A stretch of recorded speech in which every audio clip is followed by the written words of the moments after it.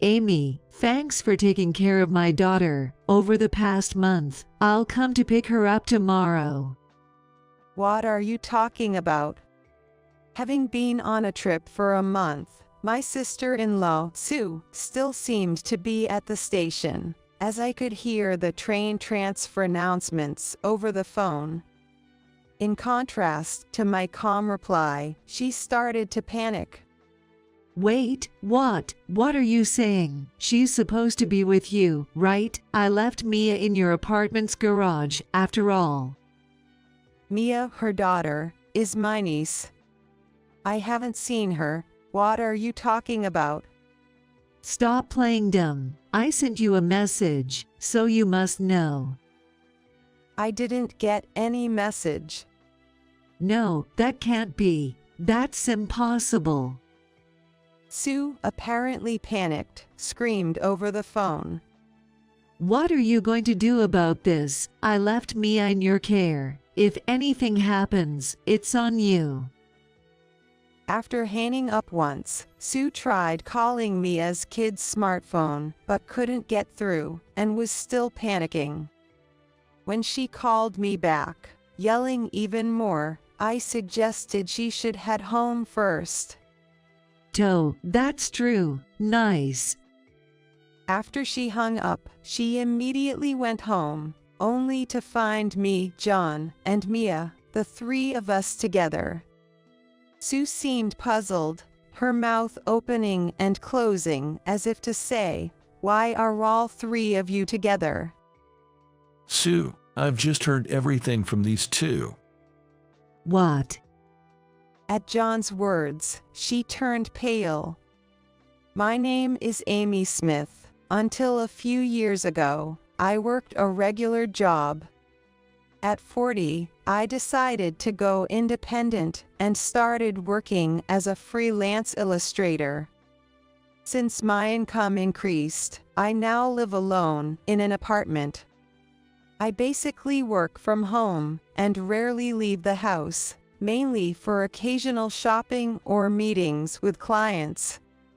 I'm not married and don't have a boyfriend, but I'm satisfied with my life. Although my friends ask if I'm lonely, I've never really thought about it. I'm more fulfilled by my work and have no plans to look for a partner in the future. I'm just a little concerned about retirement, but sometimes I surprise myself by being rather optimistic, considering I tend to take things as they come. Today, after meeting a deadline for an illustration, I took a break at 3 p.m. and glanced at the calendar. I suddenly realized my brother's birthday was coming up soon. My brother, John, 5 years my senior, works as a salesperson at a major publishing company and often goes on long business trips. Sometimes, he brings souvenirs from his assignments. Last month, he casually dropped by and brought some rice crackers as a souvenir, so I invited him up for tea, and we enjoyed the crackers together. I keep telling you, it's fine for me. You should buy more for Sue and Mia. But I have to see Amy once in a while, too. I'd hate for something to happen to you. John has always been like this, caring and considerate, which are some of his best qualities. Sue and Mia are John's wife and daughter, making them my sister-in-law and niece, respectively. I haven't told John, but I find Sue a bit difficult to deal with. She's very bright, always sporting fashionable nails and trendy clothes, giving off a vibrant impression. It's not necessarily a bad thing, and it doesn't bother me too much, but she often looks down on me for being single. During a family gathering at New Year's, she burst into laughter when she found out I didn't have a spouse or even a boyfriend. Hey, you're always so young and beautiful, thinking of putting off marriage, huh? Ever heard of missing your marriage window? Well, I think marriage and relationships are up to each person's values. It's not like you must have a partner. I replied. Sue laughed again at that. I couldn't tell if it was the alcohol or what, but it became tiring to deal with her constant teasing about the same thing. When choosing my apartment for living alone, being far from my brother's family was a must, as I was fed up with her. However, I got along well with my niece, Mia. Mia, who turns 10 this year, apparently goes to school carrying a cute light blue backpack. I've never actually seen her in it, but she told me about it when she came over to my place to play. Amy, you're so good at drawing. Mia, watching me work on my illustrations, was admiring the artwork on the computer screen with excitement. I wish I could draw too. Ooh. Oh, wanna try? Can I? Yay, there's still plenty of time before the deadline, so you can give it a shot for a bit. Mia sat in front of the computer and began moving the pen with delight. The drawing she made on the screen that day was of her light blue backpack. She had also mentioned how it was heavy because she had to carry her tablet device in it. Even with a water bottle, which would make it even heavier in the summer, she's so small yet manages it all. I'm truly impressed. Mia told me that her mom, Sue, was a stay-at-home mom, and when John was away on business trips, she would do whatever she wanted. For dinner or lunch on school holidays, they would just buy pre-made meals from gas stations or supermarkets. Me does the laundry most of the time, and Mom only does it occasionally. Really? Yeah. And, Mom gets really mad just because my shoes are muddy from gym class. Why, what does your mom do at home? She's always on her smartphone or watching TV. Mia would stay in her room or go out to the park or library to avoid upsetting her mom. That makes me wonder about her parenting, but I wasn't sure if it was my place to say anything. There was another time when the family got together, and I saw Sue scolding Mia harshly for something minor, like spilling tea, which could easily be wiped up with a cloth. I thought it wasn't something to get so angry about. Mom is scary. She gets mad no matter what I say. I can't say anything. As she left that day after drawing the light blue backpack, her offhand remark lingered in my mind like a splinter, refusing to fade away. I remembered that she was left with me because Sue was going on a day trip with some mom friends over a weekend with nice weather. I never imagined that a similar message would arrive on my smartphone just a few days later. It was around the time when the foliage in the nearby park had fully turned red, and the chilly weather started to make us crave the warmth of the sun. When I returned to my apartment after running a quick errand, I saw a girl standing alone by the parking lot. Seeing her with the light blue backpack on, her face half hidden by a mask but still somehow familiar, took me aback. Mia. When I called out to her, her anxious eyes looked back at me. It was indeed Mia. What are you doing here alone, and what's with the luggage? Next to her was a small suitcase, making it seem as if she had run away from home. My mom said to go to Amy's house. Seeing the question marks over my head, Mia pointed at my bag. implying something about my phone. Could there be a message on my smartphone? I hurriedly pulled out my smartphone from my bag, and there was indeed a message from Sue, sent just a while ago. Amy, sorry for this sudden notice. I'm going on a trip with a friend for a month starting today. Please take care of my daughter. As I finished reading, an unintelligible exclamation escaped my lips, but I quickly closed my mouth. Of course, I was confused, but so was Mia, so I decided to bring her into my apartment first.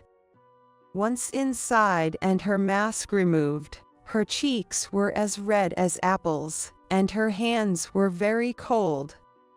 I made her some hot cocoa to warm up and offered her some snacks at my home while listening to her story. Mia had been drawing in her notebook until just before. According to her, Sue barged into her room without knocking, handed her a suitcase, and said, Mia, you're going to Amy's house now. Get ready. Mom won't be home for a month, so make sure you bring your backpack with you. Okay, got it. Yeah.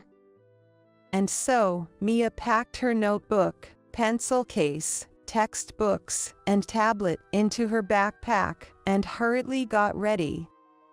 Meanwhile, Sue was on the phone, seemingly very excited. Really? That's awesome. Hey, are you already drinking? That's too early. Sue's voice apparently echoed through the house with high spirits.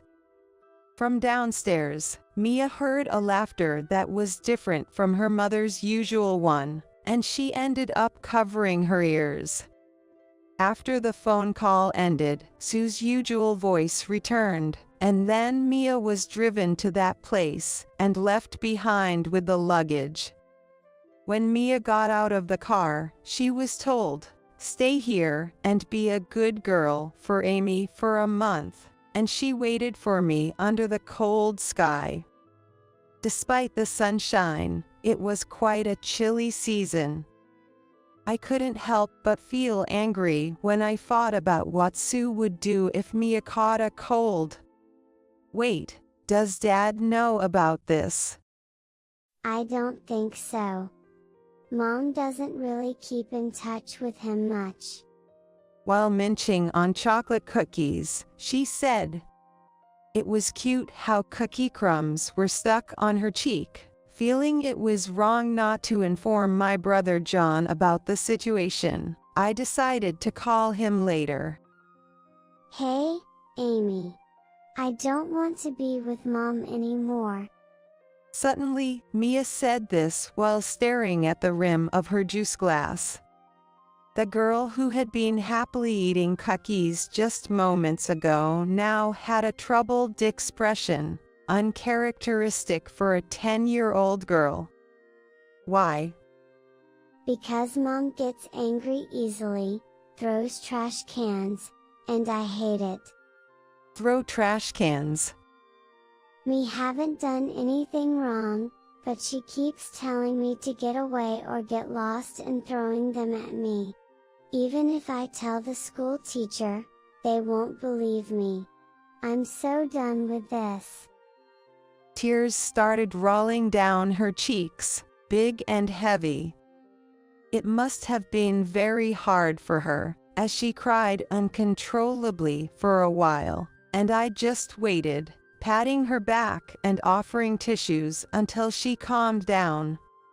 Clearly, the situation was not normal. Convinced of this, I decided to call John to see if he could come back and help. Stepping away for a moment, I brainstormed how to explain the situation to him, away from Mia's sight. Then, an idea came to me. All right, this could work. I murmured softly and made a phone call to John. Wait, Mia. Yeah. What happened? As I explained the situation, John seemed quite shaken. His voice was trembling slightly. At first, he tried to joke about it, saying things like "what a joke" or "not funny," but it seemed like he believed what I was saying was true, and in the end, he listened to me seriously. When I shared my plan with him, John agreed and promised to adjust his work and vacation to help out. "All right, thanks. Count on me to look after Mia." I hung up, then proceeded to delete the message from Sue on my smartphone. Glancing towards the living room, wondering if Mia had calmed down, I tiptoed back. Tonight, I decided to splurge a little and treat her to something delicious. Thinking this, I made my way back, step by step. Mia's school is a bit far from here, but I managed to explain the situation to the school and arranged for her to take the bus. Then, carrying the heavy backpack with her tablet in it might become a bit easier for her. Planning to bill John for the bus pass later, I spent my days working from home as usual. Mia didn't have after-school activities or daycare, so she would come home and do her homework. Amy, can you check my work? I was surprised. I thought that was a teacher's job, but according to Mia, it was different. All my classmates have their moms checked. Me always did it myself. Realizing how self-centered Sue had been, I picked up a red pen. After checking her homework, it was time to start preparing dinner. When I stood in the kitchen, Mia followed and pleaded with her eyes, "I want to help. Today we're making meatloaf. So, could you start by peeling the onions?" Sure. Mia peeled the onions faster than I expected, and followed every cooking instruction flawlessly. I wondered if she had learned this somewhere, but there was no time to ask, as dinner was ready before I knew it. Days like these repeated, and before we knew it, a month had flown by. Looking at the calendar, I anticipated Sue's call, and sure enough, it came. Amy, thanks for taking care of my daughter over the past month. I'll come to pick her up tomorrow. "What are you talking about?" I replied calmly. Sue, having been on a trip for a month, still seemed to be at the station, as I could hear the train announcements over the phone. Wait, what? What are you saying? She's supposed to be with you, right? Because I left Mia at your apartment, so you should know. "I haven't seen her. What are you talking about?" Stop playing dumb. I sent you a message, so you must know. "I didn't get any message. Are you sure you didn't mix up the number?" No, that can't be. That's impossible. Sue, apparently panicked, screamed over the phone. What are you going to do about this? I left Mia in your care. If anything happens, it's on you. I'll call her too. With a shrill voice full of anger, she abruptly hung up the phone. After a while, there was another call, and Sue was yelling again. It seems she tried calling Mia's kid's smartphone, but couldn't get through, and was still panicking. "Sue, why don't you go home first and calm down?" That's true. Nice. I'm going home now. After that, I could hear Sue arguing with another person, seemingly a man, although the conversation was too faint to understand. The room fell silent once again, as quiet as the calm before the storm. Eventually, Sue got home and came rushing down the hallway, her footsteps echoing loudly. As she entered the living room, her face, wild with disarray, turned pale upon seeing me, John, and Mia together. Sue seemed shocked, her mouth opening and closing as if to say, "Why are all three of you together?" without making a sound. I've just heard everything from these two, Sue. And we heard the earlier phone call too. What? We put the phone on speaker so we could all listen. It makes it easier to discuss what happens next. By the way, Mia's smartphone was turned off, so it was natural that Sue couldn't reach her. What have you done? That's my line. I said I didn't know, but the truth is that I've been taking care of Mia here for a month. What's with this sudden trip and leaving her stranded in front of someone else's house? I sent you a message. That's not the point. John carefully chose his words and spoke calmly. Let's stay calm, everyone. Mia's here too. So, Sue, it's true you left Mia and went on a trip by herself. And you just got back, looking at your outfit and luggage. Sue was dressed in a warm coat and seemed ready for an outing. Her suitcase bulged, presumably with souvenirs and new clothes. She didn't deny it, but started making excuses. I did go on a trip. I needed a break from being a housewife. The daily routine of laundry and cooking. It's all so repetitive and stressful. Going out with friends should be allowed. Is that friend the person in these emails? I presented several sheets of paper. They contained email exchanges with what seemed to be Sue's affair partner, discussing travel plans. The emails weren't just recent, they dated back till last spring, including the day I watched Mia for a day, when she went flower viewing with this person. The supposed day trip with mom friends was a blatant lie. Sue covered her mouth, as if admitting guilt. Actually, a few hours before Sue arrived, I had searched her computer at Mia's request and found these emails as evidence.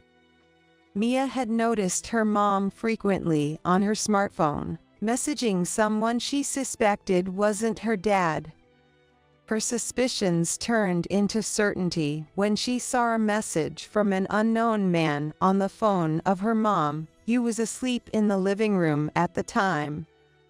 Also, the voice of the person her mom was talking to on the phone was occasionally audible for Mia, but it wasn't her dad's voice. Mia had told me 6 months ago that she thought her mom was having an affair. I was skeptical until I checked the computer just now and realized Mia's hunch was correct. John, trying to stay calm, was visibly shaking. How could you do this? Trusting you, and you leave Mia with Amy to go off on an affair. John approached Sue, his hands trembling. It's a misunderstanding. I was forced to go on that trip. What forced you to leave for a month? Come up with something better. I was threatened. Believe me, Mia. You believe me, sweetie. Suddenly turned to Mia calmly and plainly responded. Mom, you were so happy on the phone before you left. And you made me do all the cooking and cleaning while you just slept. Mia glared at Sue, seizing the moment. And you told me not to stay up late but went out in the middle of the night and came back in the morning to sleep on the floor. You were always contradicting yourself. Hearing this, John pressed on. Going out in the middle of the night means you were out partying. No, that's not it, Mia. Be quiet. I quickly showed John the photos on my smartphone. The photo captured Sue's back as she left the house late at night, dressed flamboyantly. This was taken a few months ago when Mia contacted me, and I happened to be nearby. I was shocked too. Where were you going at that time, Sue? No, my. Cornered by the photo, she seemed to give up and slumped to the ground. I can't believe this. I can't leave Mia with you anymore. Let's get a divorce. I'll be asking for alimony, too. From now on, you can do as you please with that man. John said this with a heavy heart, and then turned his back on Sue.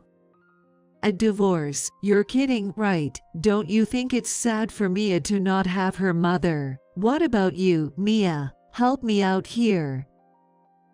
No. Absolutely not. Amy is more like a mom to me.